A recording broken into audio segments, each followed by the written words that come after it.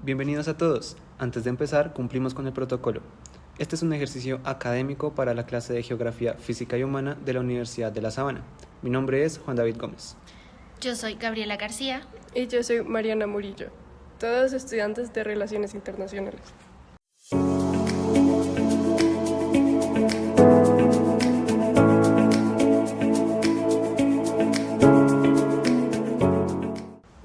Chicas, hoy vamos a hablar de cómo Estados Unidos dejó de ser un país que administra para ser uno que decide.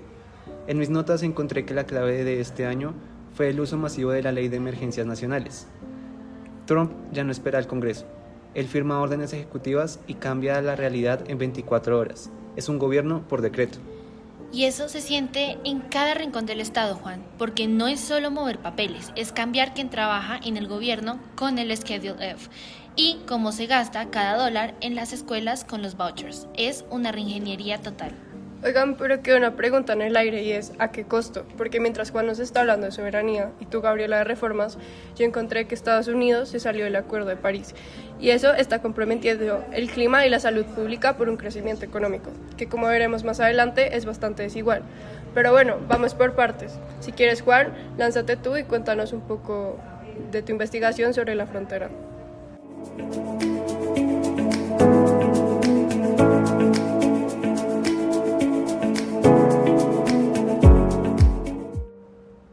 Bueno, en la frontera hubo gran revuelo, pero con leyes reales.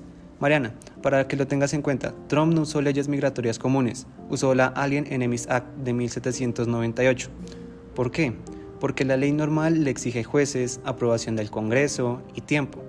Pero con la proclamación 10903, él clasificó al Tren de Aragua como un ejército invasor clandestino, enviado por el gobierno de Venezuela.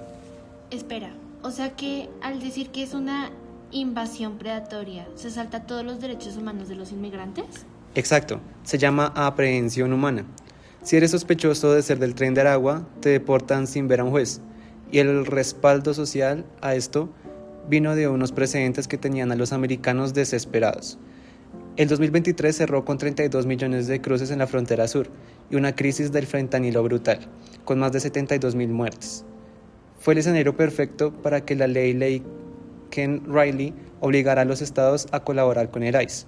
El mensaje es, o cooperas o estás en contra de la seguridad nacional. Ok, mano dura en la frontera. Pero Juan, tengo una pregunta. ¿Qué pasó con el dinero? Porque tú mencionaste que la economía está creciendo. Eso es lo interesante.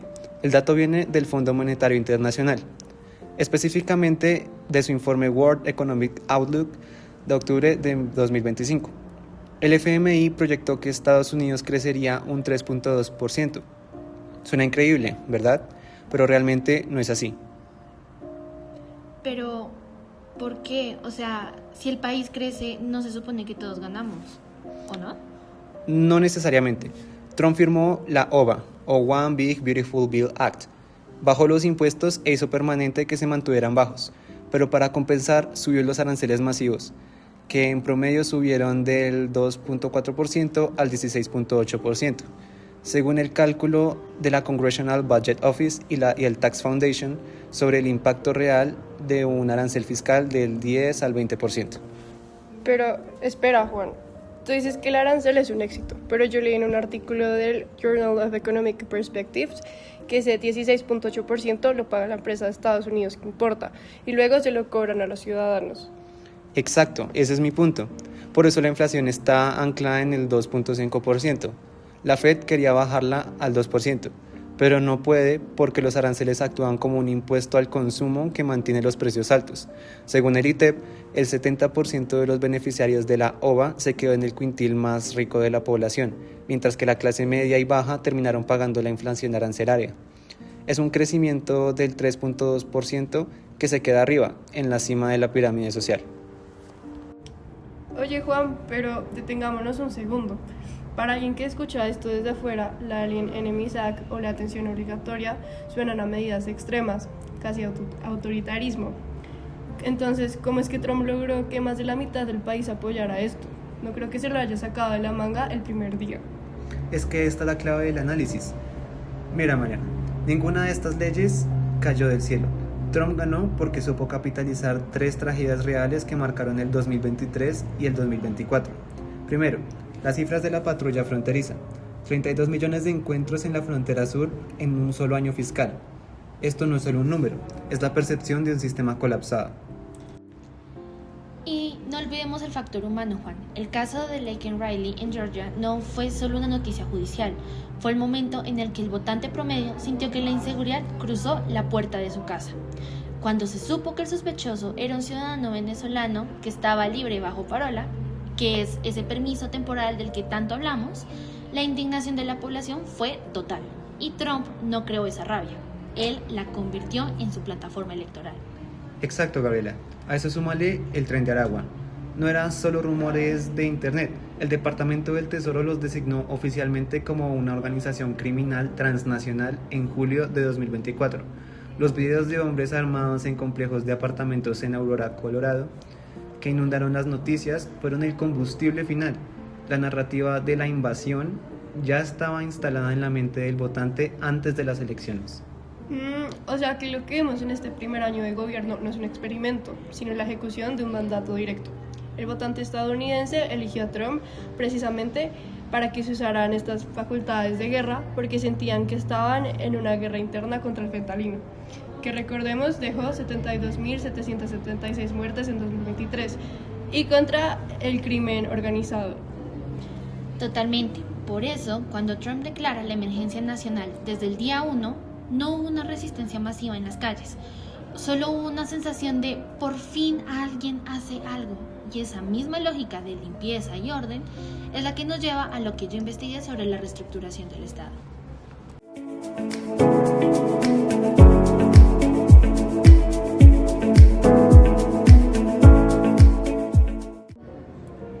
Y es que el enfoque de empresa lo llevaron al Estado. Con el Schedule F, Donald Trump dejó ver a los funcionarios como expertos y los empezó a ver como empleados, que o son leales o se van. En su último año, Trump profundizó eso con la creación del Departamento de Government Efficiency, el famoso DOGE, que centralizó la supervisión de todas las agencias federales con acceso directo a información y presupuestos. Desde ahí impulsaron despidos masivos y recortes bajo el argumento de eliminar ineficiencias. Pero cuando reclasificas miles de cargos técnicos como puestos de confianza, lo que haces para debilitar la autonomía burocrática y convertir la administración pública en una estructura políticamente alineada con la Casa Blanca. Y eso se notó en la salud, Gabriela. Mi investigación muestra que el sistema pasó a ser un mercado liberalizado puro. Metieron requisitos de trabajo para Medicaid. Básicamente, si eres pobre y no tienes un empleo de 30 horas semanales, te quitan el seguro médico. Como quien dice, es un sálvese quien pueda sanitario. Además, el Departamento de Salud y Servicios Humanos redujo drásticamente su plantilla y consolidó divisiones, lo que afecta la capacidad técnica del Estado para responder a crisis sanitarias. Pero, Mariana, tú mencionaste algo de Medicaid. ¿Podrías explicarme cómo funciona y específicamente cómo funciona el sistema de salud en Estados Unidos? Claro que sí, Gabriela, ya te explico. Mira, a diferencia de muchos países, en Estados Unidos la salud no es un derecho universal automático. La mayoría de las personas tienen seguro médico porque lo obtienen a través de su trabajo. Pero, ¿qué pasa con los que no obtienen un empleo estable o ganan muy poco? Ahí es donde entra Medicaid. Entonces, Medicaid es un programa público creado en 1965, el mismo año que Medicare, pero hay que aclarar que no son lo mismo. Medicaid está pensado para personas con bajos ingresos, familias, niños, mujeres embarazadas, personas con discapacidad y adultos mayores con recursos limitados. Lo importante es que este programa lo manejan tanto el gobierno federal como los estados. Eso significa que no funciona exactamente igual en todo el país. Después de la reforma de salud conocida como Affordable Care Act, muchos estados ampliaron la cobertura para incluir a más adultos que antes quedaban fuera. Para quienes califican, Medicaid suele ser gratuito o muy económico. Cubre cosas básicas pero fundamentales: visitas al médico, hospitalización, emergencias, medicamentos, atención prenatal y salud mental. En muchos casos, literalmente puede marcar la diferencia entre recibir tratamiento o no recibir nada. Ah, ok, Mariana. Ya me queda más claro a Gabriela y a mí cómo funciona Medicare y el sistema de salud estadounidense. ¿Y eso no fue lo mismo que pasó con la política exterior, Gabriela? Exactamente, Juan. Lo mismo pasó en política exterior. Se redujeron operaciones internacionales de ayuda, lo que absorbió funciones de cooperación dentro del Departamento de Estado. Eso, a su vez, debilitó el soft power estadounidense, ya que no es el país que lidera desde la asistencia y el multilateralismo, sino que actúa desde la lógica transaccional y de poder duro. Incluso, en comercio, impusieron aranceles globales, generando así tensiones con aliados y presiones inflacionarias internas. Varias de esas medidas fueron las que terminaron enfrentando revisiones judiciales, ya que se consideraba que excedían la autoridad ejecutiva. Gabriela, pero los padres están felices porque pueden elegir. ¿Cuál es el riesgo a largo plazo? El riesgo es la fragmentación social. En educación, con la expansión de vouchers, el dinero público deja de ir obligatoriamente a la escuela del barrio y pasa a seguir al estudiante. Eso debilita financieramente a la escuela pública y fortalece colegios privados y religiosos. El propio National Center for Education Statistics ha advertido que puede profundizar desigualdades estructurales. Además, al proteger la oración voluntaria liderada por maestros, se borra aún más la línea entre iglesia y Estado. Estamos redefiniendo qué significa ser estadounidense desde las aulas.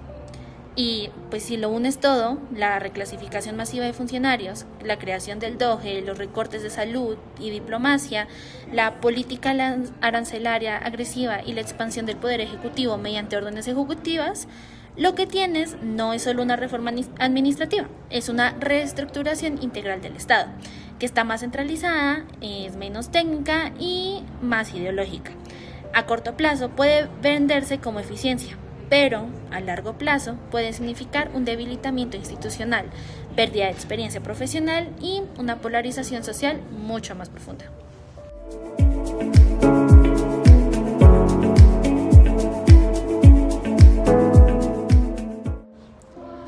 Ya hemos hablado de fronteras, migración, educación, reestructuración, incluso salud. Ahora creo que sería bueno empezar a hablar sobre la energía. Mariana, cuéntanos qué investigaste de este tema. Claro que sí, Gabriela, mira, todo este debate de impuestos y escuelas se queda pequeño cuando ves que el primer día nos retiramos del Acuerdo de París. El lema es We will drill, baby, drill. Trump dice que para mantener ese crecimiento del 3.2%, que citó Juan, necesitamos petróleo barato y sin regulaciones ambientales. Mariana, pero ¿eso no bajó el precio de la gasolina en los estados industriales? ¿No es eso una victoria política?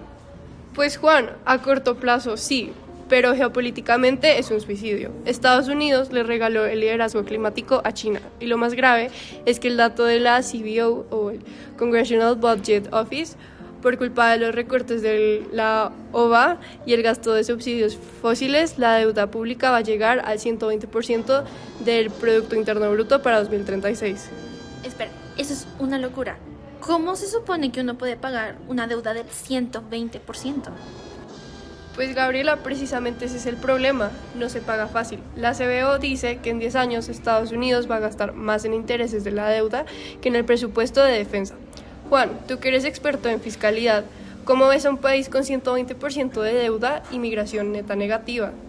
Es una bomba demográfica. Según un informe de los Brookings, en 2025 salió más gente de la que entró, entre números negativos de 10.000 personas a casi 300.000 personas. Un país que se hace viejo, que no tiene inmigrantes para trabajar y que debe el 120 de su Producto Interno Bruto es una receta para una crisis estructural a largo plazo. La grandeza de hoy es la deuda de mañana.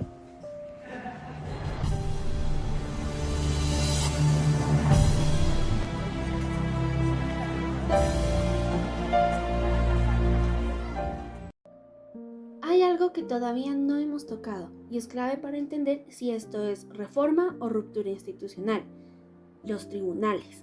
Porque cada orden ejecutiva masiva terminó tarde o temprano en una demanda.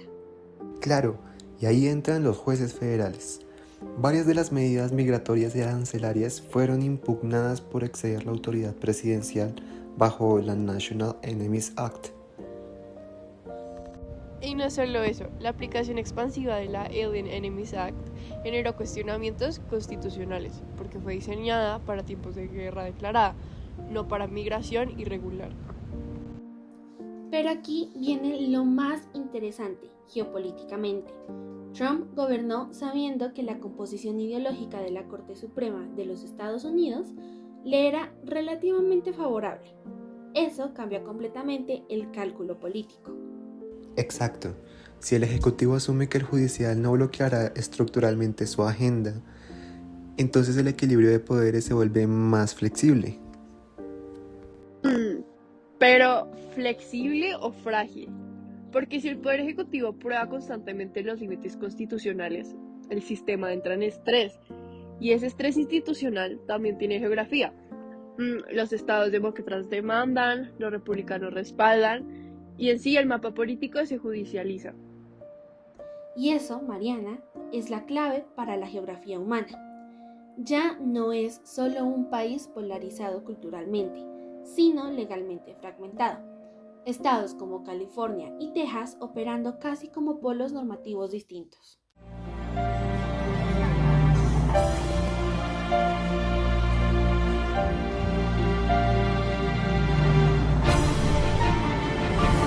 Ahora me gustaría que nos centremos en algo estructural, la demografía. Yo ya mencioné hace un rato que había migración neta, al igual que Mariana. Eso es grave, ¿verdad? Aunque comprensible después de las medidas de Trump. Así es. Según análisis del Brookings Institution, en 2025 hubo más salida que entrada de la población. Y eso en un país que históricamente crece gracias a la inmigración. Y eso tiene consecuencias territoriales enormes. Los estados industriales del norte envejecen más rápido, los estados del sur crecen, pero con menor cobertura social. Eso redibuja el poder político. Eso es porque el poder en Estados Unidos depende del censo. Menos población en ciertos estados significa menos representantes en la Cámara. Eso altera el colegio electoral. Y ahí entra otra variable, la migración interna. Después de la pandemia, millones se movieron de estados como California y Nueva York hacia Texas y Florida. No es solo economía, es clima fiscal, regulación y cultura política. Y eso nuevamente es geografía humana en su máxima expresión. Movilidad por incentivos fiscales y calidad de vida percibida. Pero aquí está la bomba demográfica. Menos inmigrantes jóvenes, más población envejecida, más deuda proyectada del 120% del PIB, según la Congressional Budget Office. Eso significa menos trabajadores pagando impuestos, más personas recibiendo beneficios. Es decir, que el modelo económico depende del crecimiento, pero la estructura poblacional no lo garantiza.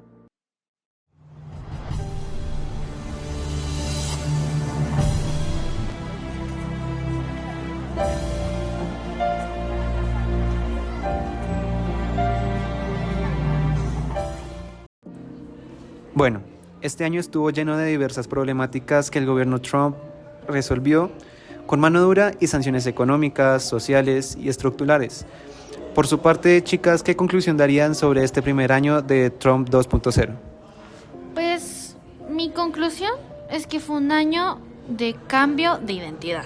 Pasamos de ser una democracia de instituciones a una de decisiones ejecutivas y valores religiosos. Bueno, yo personalmente me quedo con el aislamiento. Salir de París y privatizar la salud se aleja del mundo desarrollado. Entonces yo pregunto, ¿vale la pena que Estados Unidos sea soberano si está solo y endeudado? Yo concluyo que el éxito económico del 3.2% del FMI es una ilusión óptica. El aumento de los aranceles masivos es en realidad un gran problema con el que el gobierno Trump busca lidiar promoviendo la industria americana. Pero lamentablemente la capacidad productiva de este país es en gran medida débil frente a países como China, lo que hace que los productos importados de los cuales dependen los americanos se encarezcan cada vez más.